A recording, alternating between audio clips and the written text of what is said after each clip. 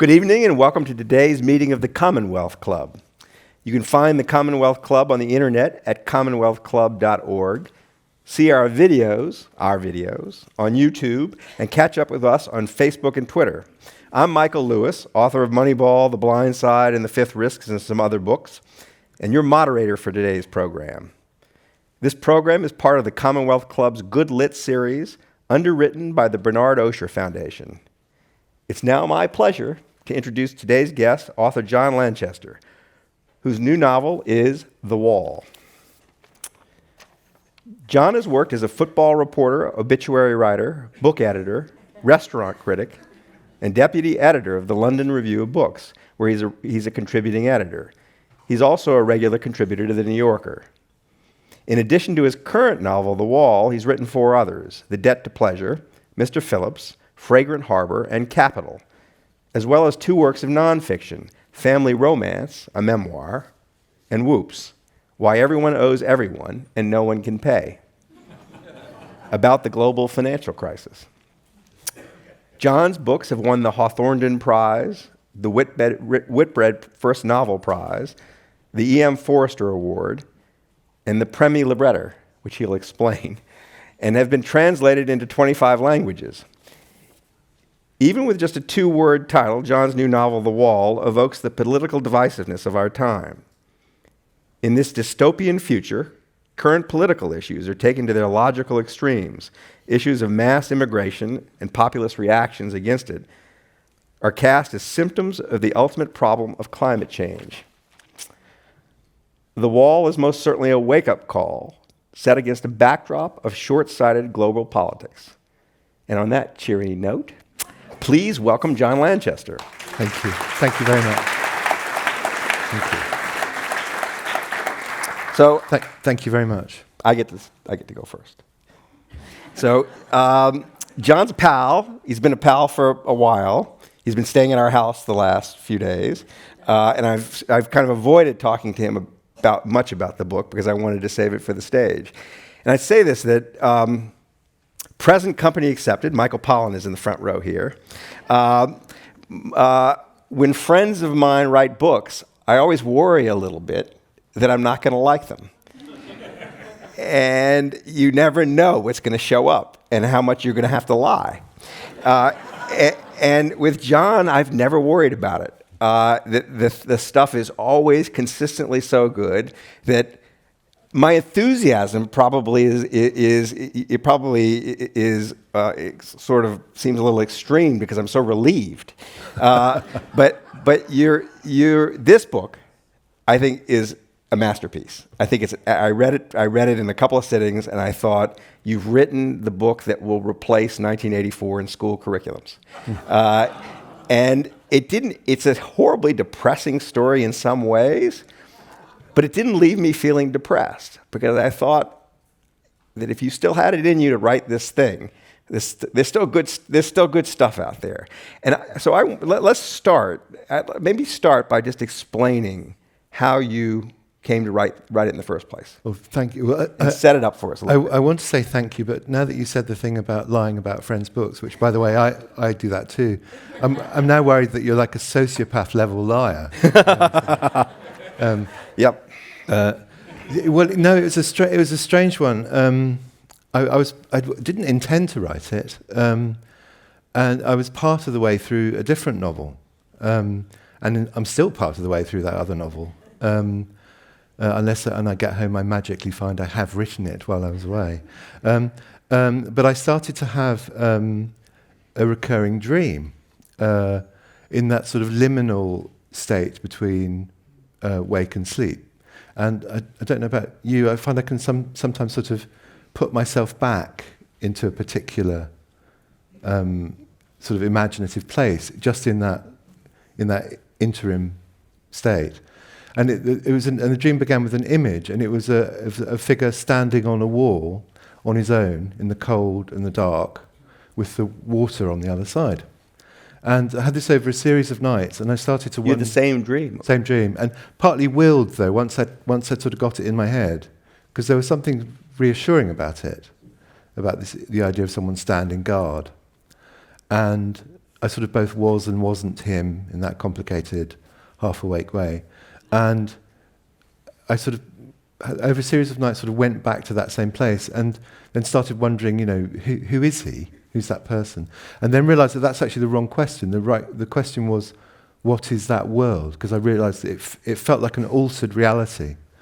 And then realised that actually I was imagining a world after catastrophic climate change. So let me stop you for a sec, because you've just raised a bunch of questions. You're able to dream the same thing night after night? I'm very impressed. You're able to kind of get yourself back into a dream? That's a superpower. How else do people put themselves to sleep? I mean, I often have a kind of recurring thing I use in that into me. Though I say so myself, I'm good at sleeping. I've noticed. Yeah. He's really good. Yeah, no, I'm good at sleeping. Which not that many middle-aged men are. And I do have a series of tricks, and one of them is to sort of have a recurring... I mean, some of them are about... Another one is I'm coach of the Irish national rugby team.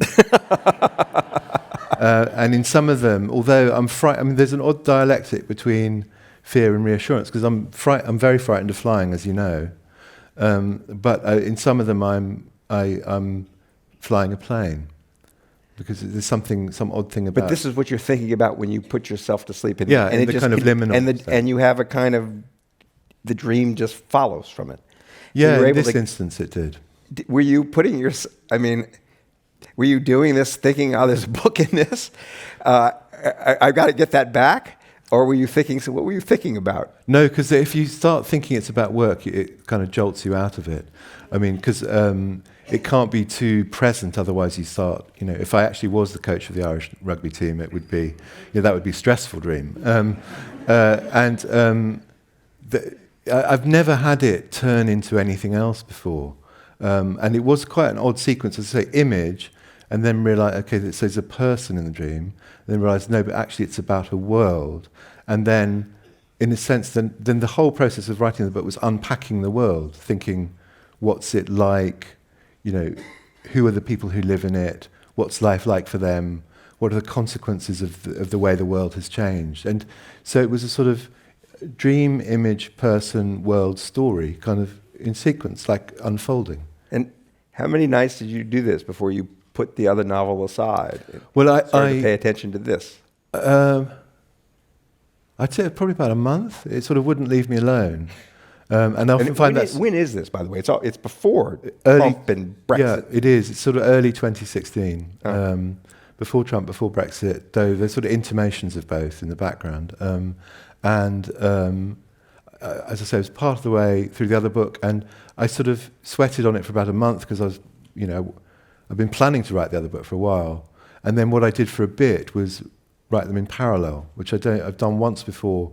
When I'm writing fiction, I do 500 words a day, and I did 500 words of each, which sort of takes it out of you. You can't keep it up. At one point, I was with my son Finn, who we'd gone away for a bit because we had work on the house, and he knew I was working. He said, he's 21 now. He was 19 then. He said, Dad, how much writing do you do a day? And I said, well, at the moment, because I'm doing this thing, I'm doing about 1,000 words. And he thought about it a bit. He said, not much. and then he thought about it a bit more, and he said, pretty bad. Yeah. All my children write more than I do. Yeah. I mean, they're required to write more than I do. They are, but that's the secret. People don't realize the secret of finishing books is managing, not doing too much in any one day. Because the thing about 500 words, which I think I got from Graham Greene as Hemingway. And Hemingway also, was that you have no excuse for not hitting that bar.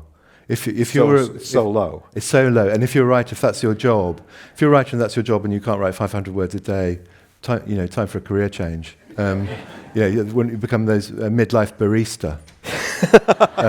But then the secret is then you hit every day, you get work done every day, and that's how you finish a book. So describe for a little bit just how the world develops in your head over this month.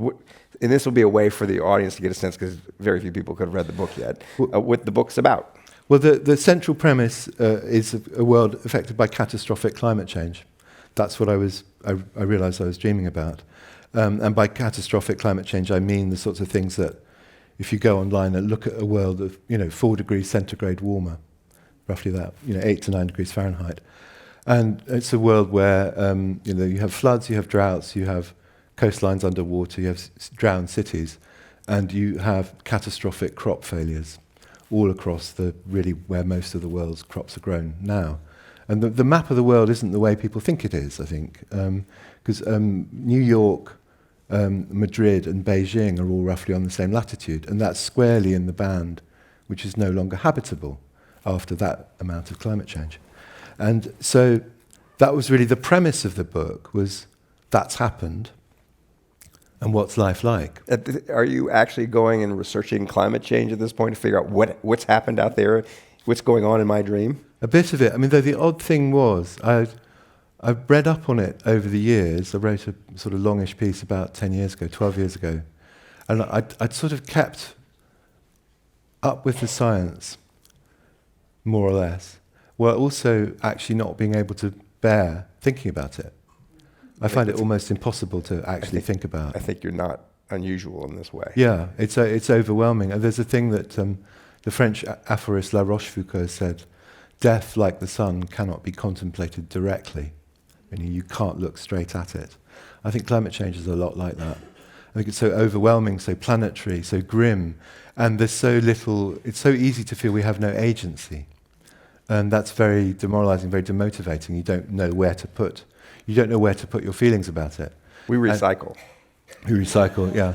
And there is that thing, my shoes are made of, not very appealing shoes are made of wool. Yeah. And you can stick them in the dishwasher, and it's okay, I'm saving the planet because I've got smelly wool shoes. And I think that sense of lack of agency does lead to a kind of not knowing how to think about it, not knowing how to look at it. And I think there's actually a direct link. I think the fact that I sort of couldn't think about it is why it sort of forced itself on me in the form of a dream. I couldn't figure out why. You'd never written about it before, about climate change, even as a journalist. I read the IPCC report, the third IPCC report, that's the International Panel on Climate Change, that's the official UN body. And I read the executive summary, and so in about 2007 I was on top of it, and I've kind of kept up. And one of the things that did influence me, there was a very powerful, very dispiriting paper by some scientists at the University of Hawaii that introduced this idea called climate departure. And climate departure is the point at which we live within a range of temperatures, annually. And climate departure is the point at which the coldest average year in the future is warmer than the warmest average year in the past. So that's the human reality we've lived in, and this is the new reality. And it means we're living effectively with a new map of the world. Because the thing about climate departure is it starts at the tropics. There's often lots of news about climate, about the Arctic and the Antarctic, because you see these very dramatic swings with the seasons. The ice melts, the ice comes back. But actually the tropical ecosystems are more sensitive because they're more used to a very narrow range of temperatures. And that's why you have things like impacts like the coral die-off. 19% of all the world's coral is already dead. The Great Barrier Reef in Australia lost 60% of its coral in 1 year. There was what they call a marine heat wave in 2016, and that's not coming back. And so what happens with climate departure is you have a kind of rolling process of living with a new map of the world that starts in the tropics, and it starts soon. The first city, according to this paper published in 2013, the first city to experience climate departure is the capital of Indonesian New Guinea, Manokwari, and that has it in 2020. Kingston, Jamaica, 2023. Mexico City, to proper mega cities, Mexico City 2029. That's soon. And that was one of the seeds of the book, the idea of this sort of, not just a kind of moment of catastrophe, but a sort of rolling process of the Earth becoming uninhabitable is a contestable word, but becoming kind of difficult to live something on. We've never lived in before. Yeah. Describe the Britain in your book. So so thinking about this, the sort of premise of the book is this world, this altered world. And the main thing about Britain is the wall. It has, because of the sea levels are higher. Are they how much higher? I sort of fudged that, but several meters. There are no beaches. They're high. One of the things that occurred to me, no idea whether this is true or not, I made it up, but that there are no beaches left anywhere in the world. So beaches are a sort of ancestral memory. Yeah. And the sea levels are higher, and so the wall is partly to keep the water out, which is I think in engineering they call a polder, which are real things, and the Netherlands has lived behind polders for hundreds of years. A third of the land surface of the Netherlands is below sea level. So the wall is partly a polder, and it's partly a defensive fortification to keep out the people who, in the book, they just call the others, who are the starving, desperate people fleeing other parts of the world, trying to get to a place of safety. And every citizen of this country has to spend 2 years on the wall guarding against the others. And as the book opens, my narrator, main character, Joseph Kavanagh, it's day one of his 2-year tour of duty on the wall. And then his story is the thing that sort of, the way the book came to me and the way it is, his story sort of unpacks and unravels this new altered world. The rules of this world. One of the things that just grabbed me about it, you clearly studied up on how to write dystopian, futuristic fiction.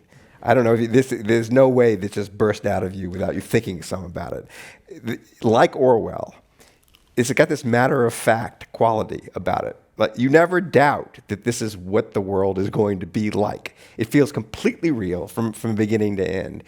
And it's internally consistent. And the rules, I mean, they're awful and wonderful at the same time. But what are the rules that Joseph Kavanagh lives with when he goes to the wall? Well, the main one is that the rule of the society is that if the others come when you're on guard, if any of the others get over the wall, they're allowed a simple choice. They're either euthanized, which they can choose, they're either put back out to sea again, or they can become what's called help, which is effectively slaves or indentured servants. And the people in this society don't see it as a form of slavery, that's what it is. And for the defenders who stand in guard on the wall, if one of the others gets over when you're on duty, you're put out to sea and you become an other yourself. But this is a machine from turning everybody into an other or the help. Yes, and it's also a way of sort of enforcing this division between us and them. One of the things I imagine is that lots of other kind of divisions have collapsed inside society, but what you have is a kind of absolutely brutal division of us and complete otherness. Because one of the things that in order to push someone off a life raft, which is in effect what they're doing, you have to persuade yourself. If you think of that person as having humanity in common with you, you can't do it. If you're going to push someone off a life raft, you have to convince yourself that you have absolutely nothing in common. And that's what in this society, that's what they do. When you were, it's very different from your other books. There's not a lot of humor. But that does not stop it from being a page turner. How did you get your mind around the idea that you were meant to write the book? Because it seems it seems slightly out of character, other than the fact it was really good. I mean, that was the only way I connected up to the rest of your work. Is it was really good, and you do have this plain, matter-of-fact English sensibility that you can't get rid of when you put pen to paper. You do remind me of Orwell a lot. Right. Well, that's a beautiful compliment. I mean, I don't think much about those things when I'm writing. It's partly. I sometimes think we exaggerate the sort of stability and continuity of our self is slightly exaggerated in Western culture. That the kind of consistent self we perceive ourselves to be across our lives is. I think Hume argued this, and it's argued in Buddhist philosophy. It's a kind of trick of memory. Yep. And what I find one of the ways in which I can actually tell that is that my books are different. But why wouldn't they be? I'm actually not. I'm in some non-metaphorical, strong sense, not the person who wrote my earlier books. So, what does this book tell you about how you've changed? Not sure it tells me anything much about me. I thought of it as a sort of. I didn't read much dystopia. I mean, I have in the past. I didn't reread anything because anything too close isn't helpful. But I did think of it as a tonal thing. The thing about Orwell, funny enough, I've reread 1984 since finishing the book and Brave New World, partly because I wanted. It kept coming. Questions about dystopias kept coming up, so I wanted to kind of not be bluffing any more than absolutely necessary. And it's interesting. One of the things that really strikes you about 1984 is what a wartime book it is. I mean, it almost physically smells of boiled cabbage, 1984, and the sort of privation of World War II. And one of the things that was in my mind about what it would be like, because I said the process of writing, I did keep coming back to this thing of what would it be like, what would it feel like, what's the texture of experience. And if you look at that 4-degree warmer world, you think, well, that's effectively, it's like a world war. It would be that scale and that magnitude of alteration, and it would be that pressing on everything. And life would feel pinched and constrained and constricted in the way that life did in World War II, which, we all have parents and grandparents who vividly remember and told us those stories. And there was that sense of kind of a straightened, narrowed, pared down life. And I did want to catch that, and I think insofar as it's got a link with 1984, I think that's the main one. I think it's about people living through this, effectively World War. I want you to read a passage. One of the things that runs through it is the resentment that the younger generation feels towards older generations, which is different from the former war, unless you were German. Essentially, everybody's a German. They hate they're ashamed of their ancestors and angry at their ancestors. But why don't you read that passage? Thank you. I'm lightly censoring this because there's a couple of F words which I'm going to change. Do we really need to do that? I forgot to ask before we came on. Anyone? Can you bleep it in the radio? Okay, so just read it. Okay, you don't mind? Read it Okay, straight. thank you. We're officially R-rated now. So this is a point where they do, on the wall, they do a 2-week tour of duty. They do 2 weeks on and 2 weeks off. And I got that from, when I was at university, a veteran of the First World War came and gave a talk. And when people asked him about the horror and how awful it was, and he said, well, it wasn't that bad. It was 2 weeks on, 2 weeks off. And that sort of stayed with me. So they do 2 weeks. And this is Kavanagh. He's just done his first 2 weeks on the wall, and he's gone back home to stay with his parents. None of us can talk to our parents. By us, I mean my generation, people born after the change. You know that thing where you break up with someone and you say, it's not you, it's me. This is the opposite. It's not us, it's them. Everyone knows what the problem is. The diagnosis isn't hard. The diagnosis isn't even controversial. It's guilt, mass guilt, generational guilt. The olds feel they irretrievably fucked up the world, then allowed us to be born into it. You know what? It's true. That's exactly what they did. They know it, we know it, everybody knows it. To make things worse, the olds didn't do time on the wall because there was no wall, because there'd been no change, so the wall wasn't needed. This means that the single most important and formative experience in the lives of my generation, the big thing we all have in common, is something about which the olds have exactly no clue. The life advice, the knowing better, the back-in-our-day wisdom, which apparently was a big part of the whole deal between parents and children, just doesn't work. Want to put me straight about what I'm doing wrong in my life, Grandad? No thanks. Why don't you travel back in time and unfuck up the world and then travel back here and maybe then we can talk?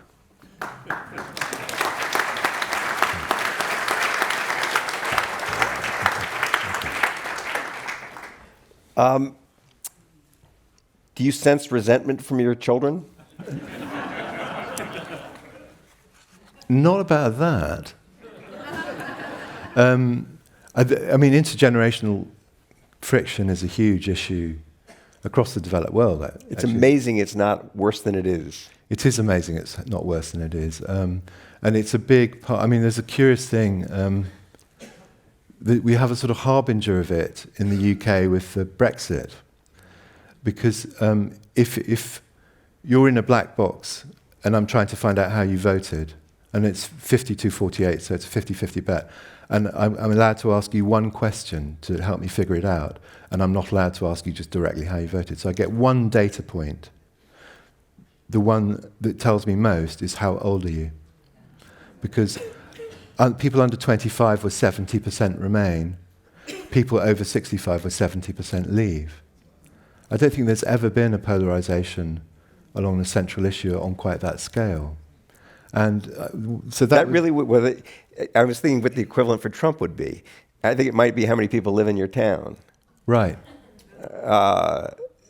That's because that's a big Republican Democrat thing. I remember in 2012, everywhere with a population over 500,000 is Democrat. Yeah. If they say what town, you know you have a Trump voter. Right. Right. So that's. And I think that's a new thing in our politics to have gone But quite so far in that direction. Right. You know, perceptions of the world being fundamentally different, and we have it in across Europe. There's a thing about different generations effectively have different versions of the welfare state. I think it was Italy. I saw the numbers that an Italian of 65 has paid, I think, half as much into the welfare state for twice the level of benefits that an Italian of 30 is going to. And actually, with that, you effectively have a different social contract.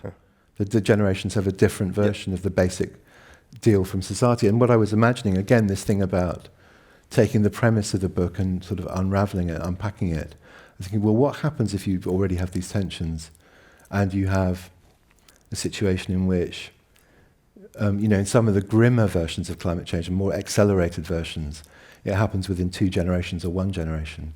It seems to me very likely you'd have a kind of very direct blame. You would have a thing that Kavanagh feels, that you guys broke the world. I mean, at the same time, I did slightly want to have a feeling there that, because it's a novel, it's work of fiction, that you get that thing in family arguments that someone can say something that's true, completely true to their experience, their reality, true about their feelings, but not necessarily fair. And Kavanagh is completely telling the truth about how he feels, how he sees it. And at the same time, I think there's room for the reader of the novel to think of his poor old parents sitting there on their suburban sofa watching the TV and thinking, well, did that couple really break the world? And I did slightly want to have that ambivalence about truth and fairness. Did you? So I can't write a book without knowing. I can't start a book without knowing how it's going to end. Did you know where he was going to be at the end of the book? I did. I mean, that's part of the weird thing about it coming so fully formed. I mean, I can't tell you how odd it was for me, that thing. I mean, it's not like it's normal to with the dream. The dream and the whole. You were moving the story forward. Yeah. Well, no. The dream was all just that image, and then the rest of it was me unpacking it. Well, it's not. It's a sort of liminal state. It's the man on the wall. And was there water? Yeah. There was water. That's how I knew it was about climate change. Because when I started thinking about who is he, I realised it's actually the wrong question. It's what is the world? Yeah. It came pretty much, pretty much intact, beginning, middle, and end in terms of the structure of the book, which I think is to go back to this thing about I'd clearly been on an unconscious level really thinking about it quite a lot. I think not being able to bear to think about it and the book emerging fairly fully formed were actually very directly linked. But I was talking about this the other day. How so? Well, just that I think it was, I think you could do a lot of work with your unconscious when you're writing, especially when you're writing fiction. I think even with nonfiction you can. Yeah. I wake up with solutions I didn't have when I went to bed. Yeah, I really do think that. I think there's a lot of, almost the main part of writing is the stuff that you're not consciously doing, I think. And Garth Risk-Hallberg, who I'd never met before, I really like his books, met in New York the other day, and his line was, I thought I was quite impressed by this, he said, every writer gets one. You get one book from a sort of dream come out in one, as it were, one take, which broadly speaking, it was sort of fairly intact. But I don't want to make it sound as if that's normal. It completely reads that way.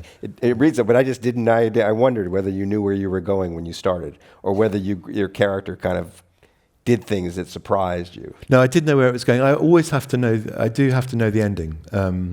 Otherwise, it's sort of weirdly like I don't know. It's like you're trying to build an arch, but you've only got one side. Right. And I find it amazing that some writers don't do that. And I actually deeply want to not believe writers when they say they don't know and they just. Yeah. But just from experience, I've heard that too often. It must be true because everybody says it. But to me, it sounds. I'd just be too anxious. I'd keep worrying that it was going to kind of. I'm trying to build an arch, but there's only one bit, and then the whole thing would fall over. Uh-huh. You're unusual as a writer because you write both fiction and nonfiction books, and they're equally strong. That most novelists are kind of you feel like they're slumming it when they're writing their nonfiction, or they're just not quite that good at it. For you is the experience basically the same when you're sitting down to write, whether it's fiction or nonfiction? No, it is a bit different. I think for me, I find if I'm interested in something, I can write journalism or nonfiction about it. There's something happening in the world. It's sort of, that's an interesting story. Or in a sense, you have an obligation to write about it. Something like Brexit, I felt an obligation to write about. I've written a fair bit about Silicon Valley type stuff just because I think it's so interesting.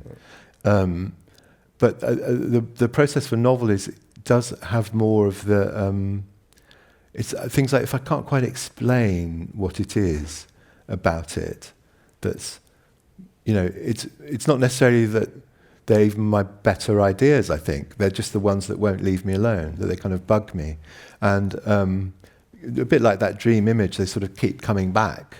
It's like some tugging on your sleeve. How about this? How about this?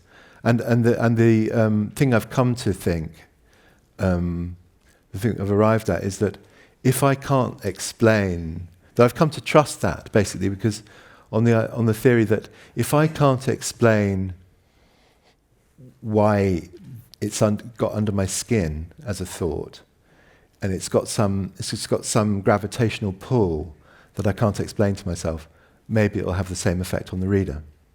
That I just have to trust that there's just something about it that won't leave me alone. But broadly speaking, if it's out there in the world and it's interesting, I can write about it head on in non-fictional form.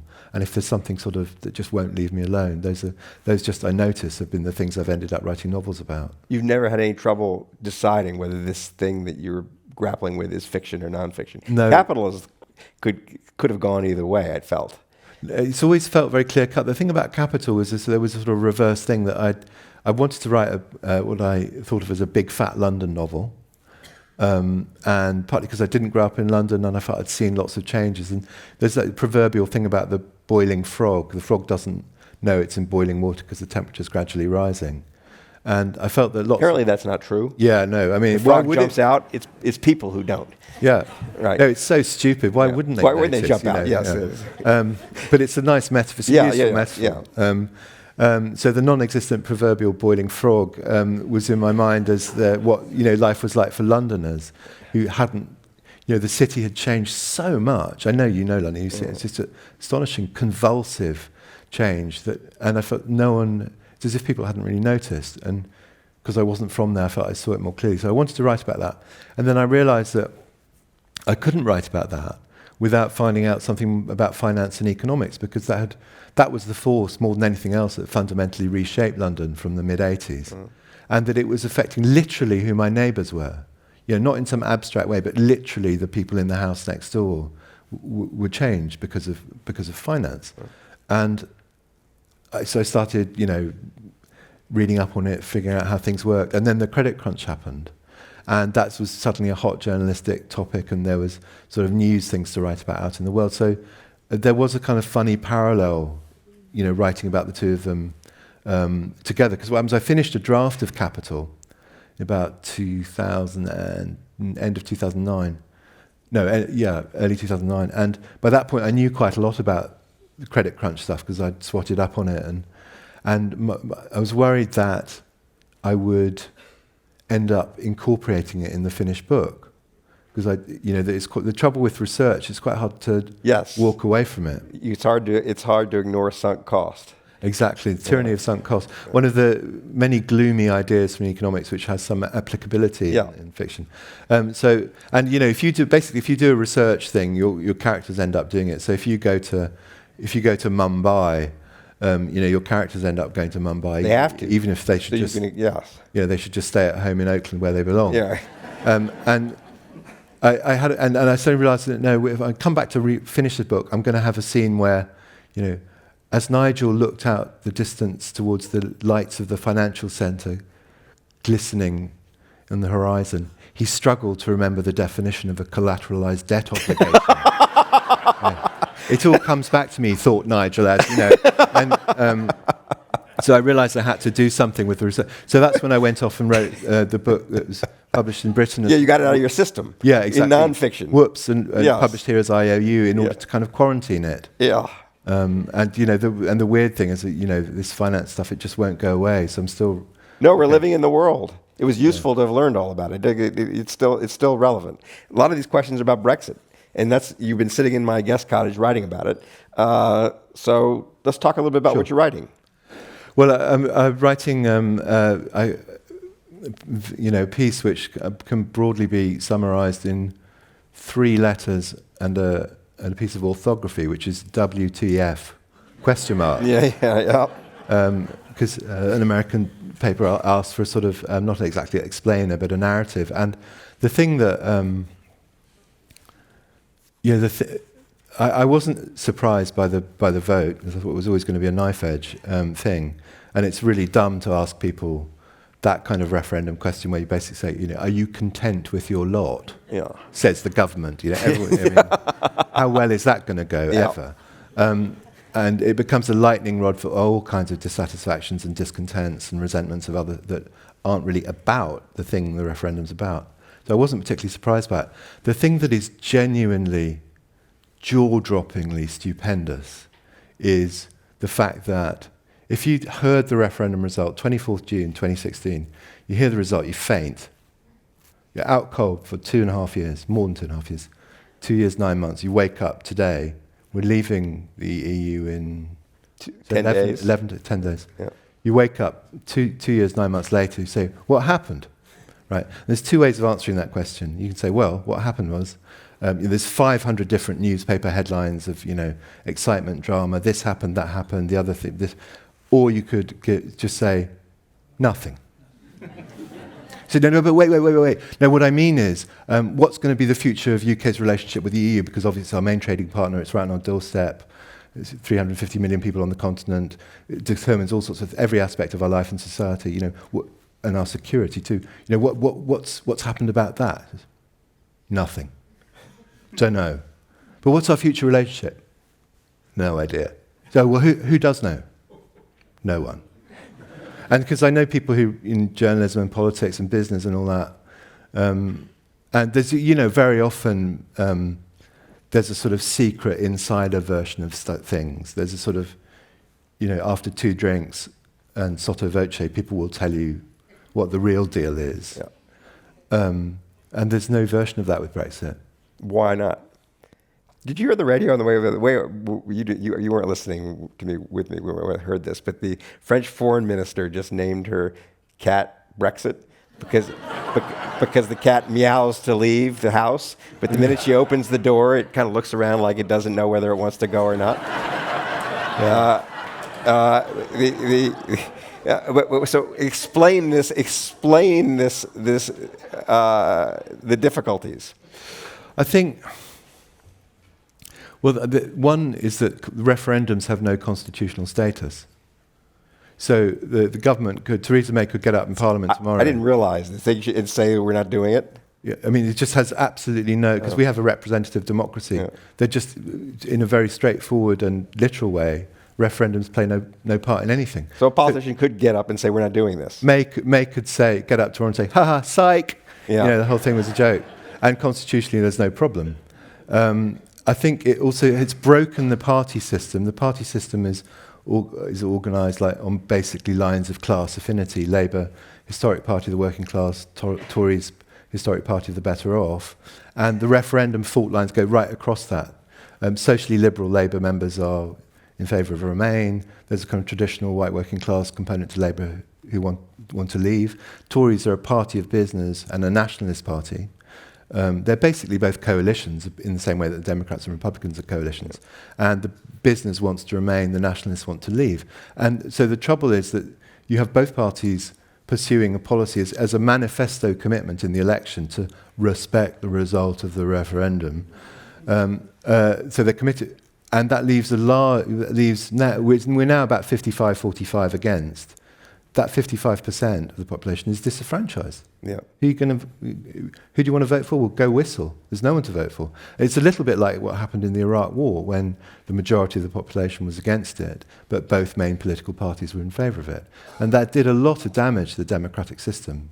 If you have a two-party system and most people have no one to vote for on what they regard as the main issue of the day. Oh. And that's the other structural flaw. And I think linked to it, and there's two more things. One is there's a general climate of norms around veracity and truth have weakened. Obviously, this has no resonance at all here. You feel that's true in your country as well? No question, yeah. And there's a substantial part of the Leave campaign was things like, this is talking about the EU, well, they need us more than we need them. And by the way, marijuana is not legal in the UK. They need, so there's 350 million of them. They have 8 times our GDP, and because they just do. Turkey's about to join the EU. There are 70 million Turks about to have the right to move to the UK. Xenophobic, Islamophobic, and flatly false. Yeah. But that was a claim. Leaving the EU will have 350 million more pounds a week to spend on the National Health Service. That one was actually plastered across the side of buses, Leave campaign official bus. Flat lie. Yeah. And there was this. I think the best word for it. There's an Italian word, fanta politica, which means sort of fantasy politics, falsehoods, made-up narratives, a sort of general climate of wishful thinking. Mixed in with legitimate grievance. Mixed in with legitimate grievance and channeling legitimate grievance. And that's the three things. And it adds up to the fourth thing, which is that there are 650 members of Parliament. So you have to get to 326 to have a majority for anything. And I think because the ballot just said Remain, Leave, Leave sounds very simple. But actually, there's no such thing as Leave. It's really complicated. There are all these different models for how to do it. And even when you basically agree about stuff, it's still very complicated. The EU and Canada agree about pretty much everything, and they're the kind of closest thing you can imagine to two countries that happily hold hands and sing Hakuna Matata in terms of values. But the trade deal took 7 years to negotiate. That's normal thing. Yeah. So there's no such thing as Leave, so you have to have a version of it. And in terms of getting to 326 members of Parliament, I think there's no majority for anything. Yeah. There just is no parliamentary majority for any one outcome. So it has deeply broken our politics. And I think it comes back to this thing that you can't complete the sentence. The future relationship of the UK and EU should be, and you can't finish that sentence in a way that gets you to 326 votes. There's no answer. There's no answer, I think. So what happens in 10 days? Well, by automatic operation of law, the other factor is just governmental incompetence, I should say. Yeah. Cowardice and incompetence. Cowardice in terms of not confronting the Fanta Politica and the people who want to leave with no deal, and incompetence just in managing the whole process. And one of the main acts of incompetence was triggering this thing called Article 50. And Article 50 was designed, says the man who drafted it, to make it impossible for any country to actually leave the EU. It was a kind of bureaucratic trick and trap. It was meant to be so obviously stupid and self-defeating that no one ever do it. Welcome to the UK. And Article 50 was triggered, and Article 50 sets, it's like in the movies, the self-destruct thing that counts down. Yeah. It takes exactly 2 years. And so at 11 p.m. Greenwich Mean Time on the 29th of March, we leave the EU by the automatic operation of law. This is That's really happening. happens. That's a factual Nothing can thing. stop that between now and. Yes, but Parliament has to pass a law. So you have to have some version of 326 votes to turn off the doomsday clock. So what do you think the first thing people notice? How does this unspool after March the 29th? Well, I think they'll delay. I think that would be the... But the EU has to allow them to do The EU has to agree that all 27 countries, they have effectively a veto. Yeah, so all it takes is Greece. All it takes is somebody with a 4-alarm hangover. Yeah. And their iPhone wake-up thing doesn't work. But I think that the EU will... So you don't think it's going to happen? quietly suppressing its Schadenfreude and giving witty names to the foreign minister's cats will probably delay and just chuckle behind their hands. So let's say that doesn't happen. What would happen on day 11? Well, it depends how bad the EU wants to make it. The worst version of events would be running out of certain foodstuffs and running out of medicine. Because it breaks all the supply chains, because Britain would legally have the same status as a country, what they call a third country. So it's like, as it were, Pakistan. Our lorries going into the border to France, Germany, wherever, are from a completely other country with whom you have no trade agreement. Right. That even if we let everything in, which obviously we'd be well advised to do, because it's quite useful to have things like, insulin. Yeah. And by the way, all the insulin in Europe is made in Denmark, and so the insulin is a real example, a real problem. We let the trucks in, but then when they're going the other way, they're effectively coming over the border from Afghanistan or Mali. They can't get legally. back. They can't get back, and that would break all the supply chains immediately, unless the EU chose not to play hardball. And is there anything? What would European countries miss from Britain if the supply chains are broken? Well, so what incentive? Are there any medicines coming from Britain into France that they won't have if there are a lot of things go both ways all the time because it's effectively frictionless. And so one of the things about the car industry, for instance, they said one of the Brexiteer fantasies was, well, we'll trade on WTO terms. Look, WTO already has default agreements for these things.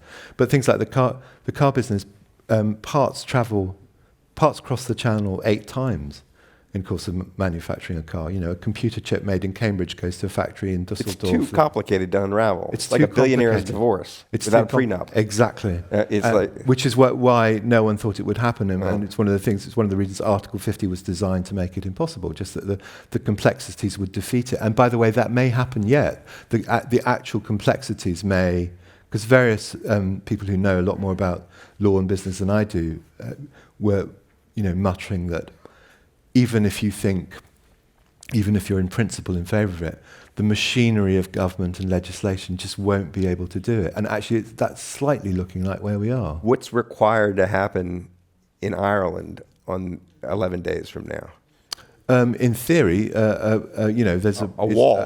Imagine in theory we live in Harry Potter world, and somebody waves a magic wand and says, "Construct Borderio."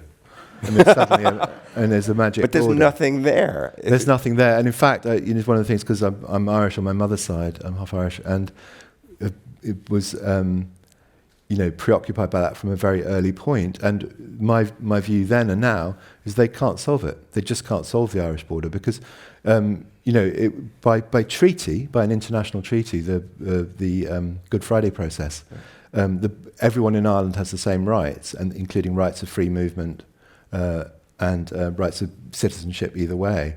And the border just isn't a thing. You can cross into the other country. You quite often cross into the other country when you're overtaking a car, because the border's in the middle of the road. There are barns which have one end in the Republic and one end in Northern Ireland.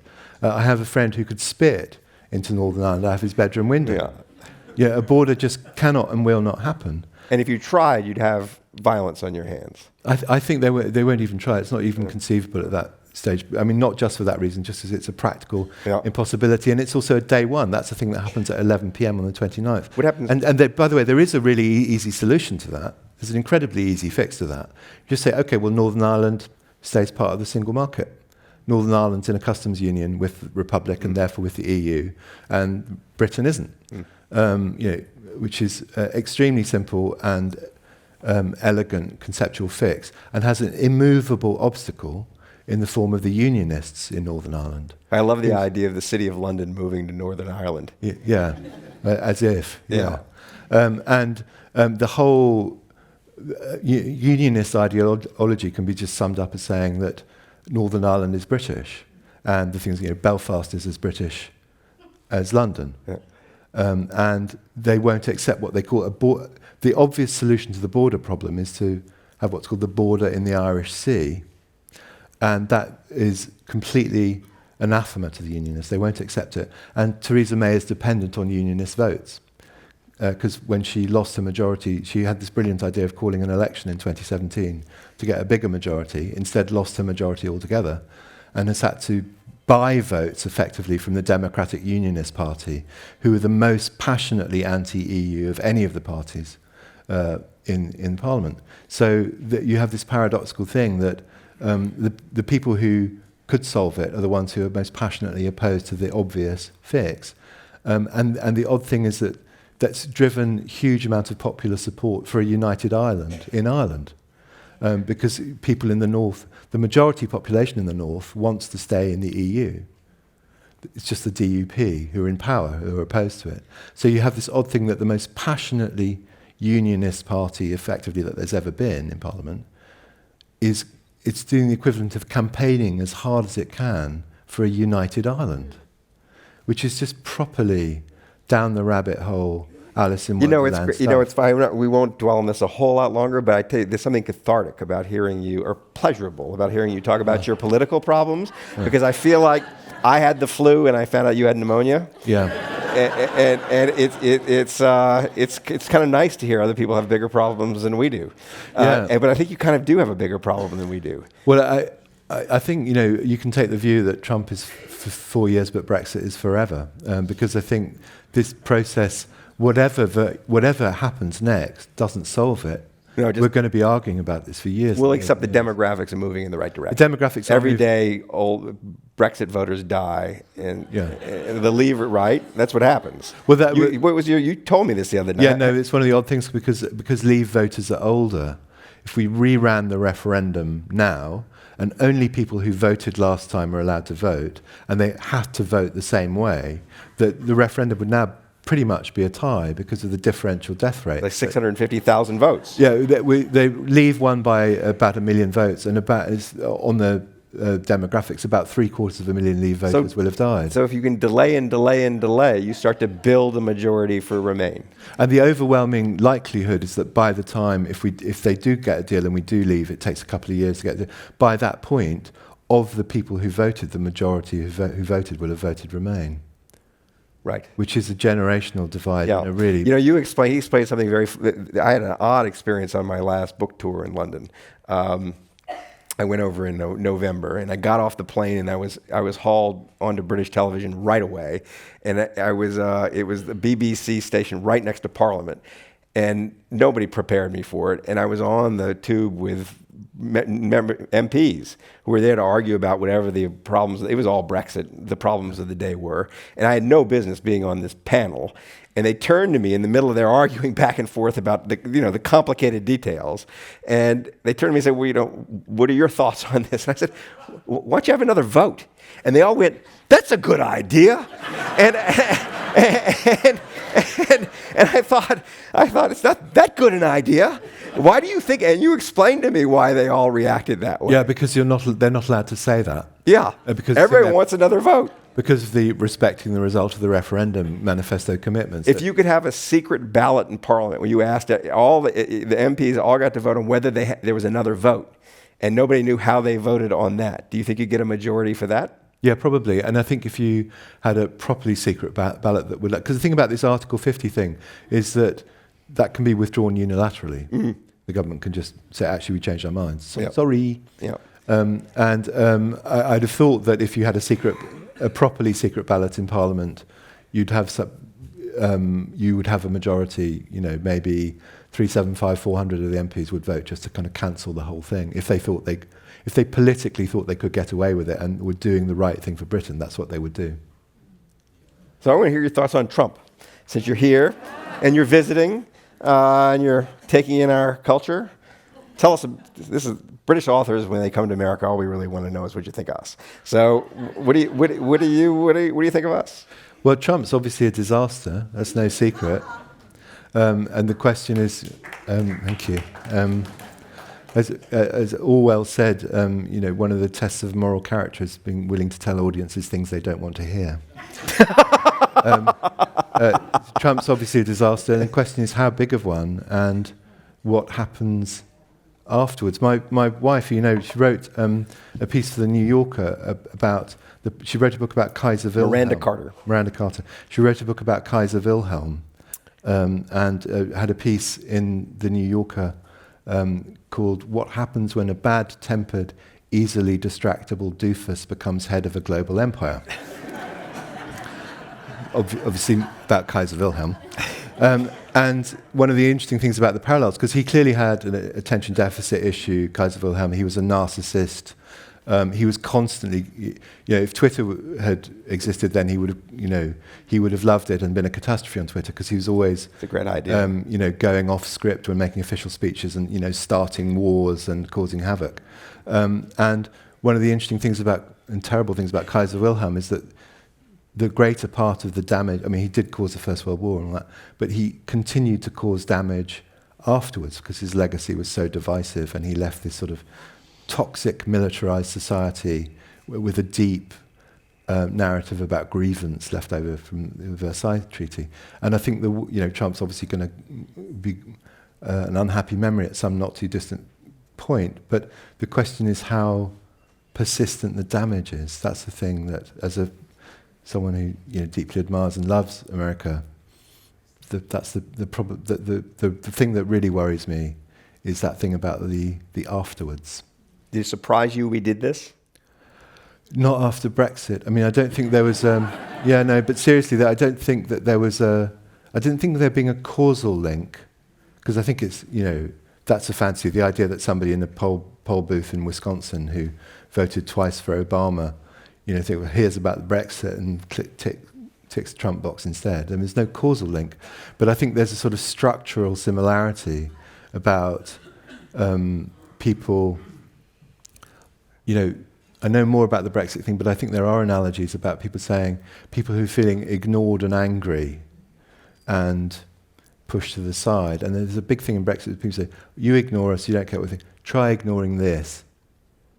And I think that there's a kind of structural thing about try ignoring this that was similar. And once it was clear that there was this phenomenon that the elite commentators had just completely missed the depth of feeling and the intensity of that thing, that's made me think that, that was the point at which I started thinking, maybe the commentators who say it'll all be fine, maybe they don't know quite as much as they think they know. Someone in the audience asked, did you choose the title of The Wall before today's rhetoric about walls started? There was an odd thing, because when I started writing the book, it was early 2016, I did actually double check. It was because Trump didn't mention the wall till July, so it was before it, but I was thinking about trends, it's like the Are you saying he stole it? Yeah, well, I said that $5,000 I slipped Manafort for publicity really worked out. In economics graphs, you get the solid line up to the present and then the dotted line stretching into the future. And I was thinking about carrying on that dotted line, the kind of the trend we're heading in, continuing in two specific ways. One, climate, obviously, that we don't moderate our lifestyle. The developing and emerging world burns fossil fuels at the same rate we do, and the kind of gloomy version of science is accurate, and that takes us to 4 degrees quite quickly. And the other dotted line I was thinking about was the trends in our society and politics, the sort of turning inward, turning away from each other, rise in nationalism. Countries as gated communities. And countries as gated communities. And I think from if we were reading about it in Tacitus, I think it would look pretty clear that a period of openness and walls coming down and internationalism is being succeeded by a period that heads in the opposite direction. And one of the hallmarks of that is, to an extent that I think people don't realise, we are living in a great era of wall building, of most of the walls, the majority of the walls built since the end of the Second World War. We think of, the Berlin Wall came down, blah, blah, blah. But most of the walls built since the end of the Second World War have been built this century.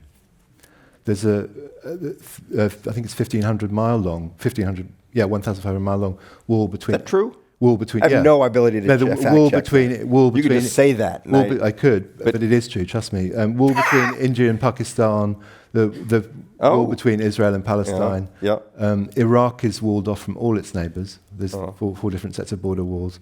There's a wall between Western Sahara and Morocco. And these are shiny, new, high-tech structures that are being built and maintained as we speak. You know, we're actually in a golden age, a horrible golden age of new wall building. And so, yes, it's a huge coincidence with the Trump thing, but also in a way not a coincidence because we were, unfortunately, that dotted line that I was looking at is the one we have continued on. So I'm going to take a cue here from the audience because I think that a lot of these questions are wanting you to be a little cheerier. So here's the one that's most direct about it. Discuss optimism in your life. I'm sorry. We've survived the plague, World War I, World War II, etc. Do you have no hope that we will overcome?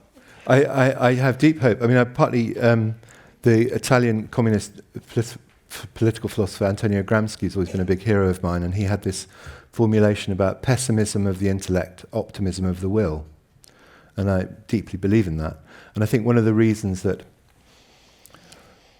one of my motives in writing this book is to stop it from happening. If I could put all my ambitions and hopes for it into one formulation, it would be to be wrong. And I think that in order to act, we have to be able to do that thing I said is difficult. We have to actually be able to look at climate change, face it, accept it, see it for what it is, and then we can act. Because that state of, death like the sun, like climate change, we can't look at it, is a direct invitation to despair. And if we despair, we won't act.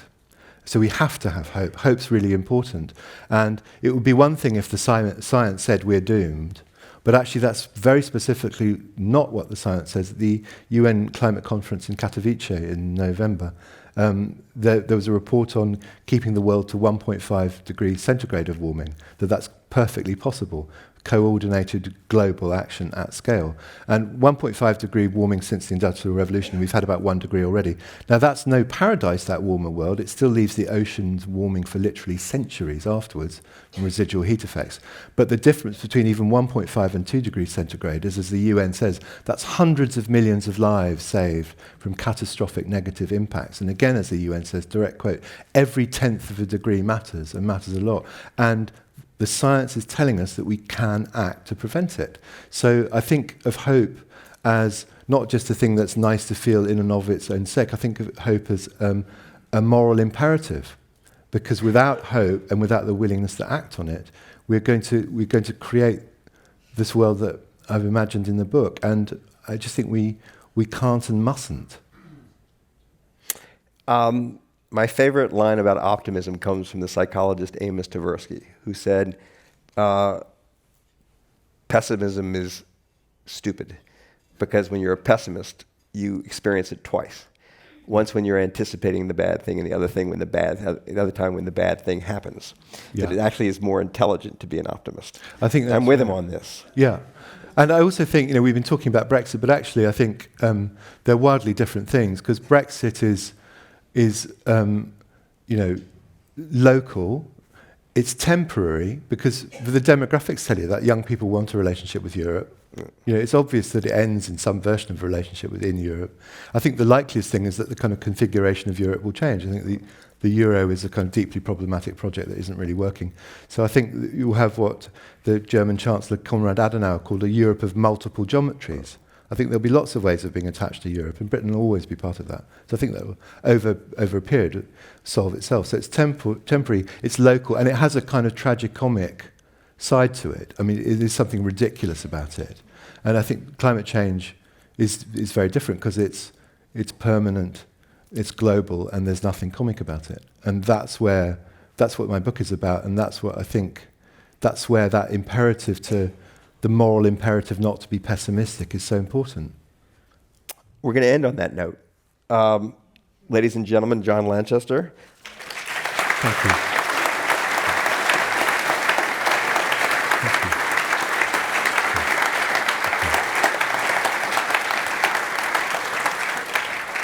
This program has been part of the Commonwealth Club's Good Lit series, underwritten by the Bernard Osher Foundation. We want to remind everyone here that copies of John's book, The Wall, are for sale, and he'll be pleased to sign copies outside this room following the program. I'm Michael Lewis, and now this meeting of the Commonwealth Club, the place where you're in the know, is adjourned. Thank you so much, Michael.